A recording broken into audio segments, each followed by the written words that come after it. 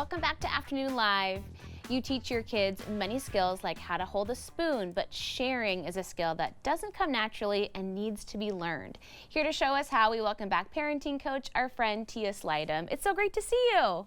Great to see you too, Hannah. So sharing, it's not natural and it's not easy. And do we forget as adults because we don't really share that much anymore? I know. We're not being the best role models, are we? Yeah. Yeah. No, we do forget that sharing is a skill set that we don't naturally just know.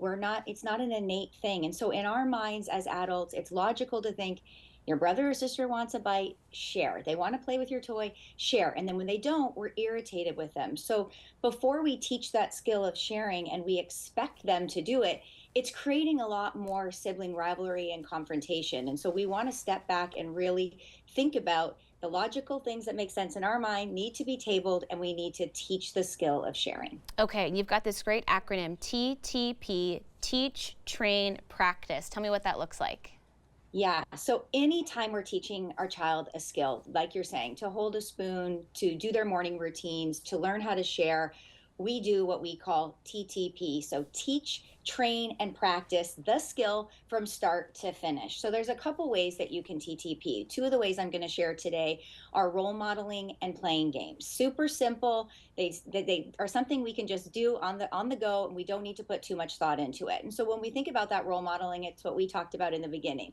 We often forget to role model what we want our kids to do, and our kids are watching our every single action. So things like, when your child offers to share a bite of their ice cream, really saying thank you and expressing your gratitude, saying please when you want to ask them to share something that they're using, and vice versa. Offer to share what you have and really role model back and forth. The other thing you can do is play games. Board games will naturally create that cause and effect, wait your turn, teaching that patience.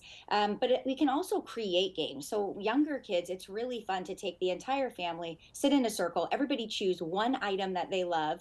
Probably their favorite thing is what they're going to pick, and they're not going to want to share. And then you're going to set a timer for a minute, and everybody's going to engage in their toy for that minute. And then when the timer goes off, everybody passes. Thank you for sharing, and they have their turn. So for little kids, it's really hard to part with that toy for that minute. But as they learn and you practice, they start to see how great it feels to share with somebody who's so excited to have it, and yet their turn will come back around, and we see that it comes full circle. That's a great idea, especially for the youngest kiddos, just keeping it super simple. And tell me about creating a family boundary around sharing. How would you set that up? Yeah, so consistency is something we usually lack as parents in a lot of areas. And so if we look at sharing and not really having a boundary around it, we become really inconsistent. So sometimes we tell, one sibling, you need to share. That's not nice. Go and share. And then other times we're like, oh, no, you don't need to share right now. It's very gray, is what we'll call that. So a gray boundary teaches your kids that they need to push longer and harder, because kids are born to push boundaries until they're found. So we like to encourage parents to set what we call a 3 C's boundary: concrete, clear, and consistent around anything that you want your kids to be doing, so they can stop pushing and they can feel better as well as you. So when we look at sharing, a simple way, and we used to do this in our own household, was we created a boundary for the whole family, and the like the little slogan was, sharing's not a choice. Meaning, when somebody asks for something and you have extra, when you have a toy, you need to share. It doesn't mean you have to share in that moment and just give it away, but we're going to create a boundary around, would you like to share with your sister or brother in 2 or 3 minutes? Great. 3, let's set a timer. When the timer goes off, then the sibling gets their turn. We reset the timer and we start practicing that skill again. So we want to make sure that we're setting a boundary that's clear, so that sometimes you're not being unfair to one child versus another. Then we create more sibling rivalry. I remember when Hudson was little, 2.5, he's now 16. But he had his little chubby legs in his diaper, and he was sitting on the couch, and my husband asked him for a bite of his granola bar, and he said, no, Oh. no. And he was so adamant, I'm not giving you a bite of that. And I said, Hudson, sharing's not a choice. And he kind of looked over at Daddy, and he gave him a bite. And my husband, after, had a really warm smile and said, thank you, Bubber, for sharing with me.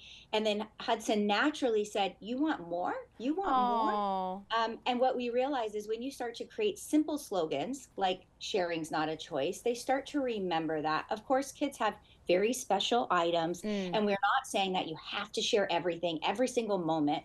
So when it's birthdays or holidays, having a set timeline, that's a clear boundary on, let's keep our special toys for 1 week or 2 weeks. What do you think is fair? And then from that moment, then it goes to the communal toy area and the sharing will happen again. So of course we want to meet our kids where they're at, but we want to be super 3 C's. Totally. That makes sense. If you really set things out in a clear way, it's so much easier for everyone to follow, much less Mhm. chaos. Thank you Yeah. so much, Tia. It's so nice to see you. Nice to see you too. Thanks for having Of me. course. Okay, we'll have more information on our website at katu.com. We'll be right back with more Afternoon Live right after this.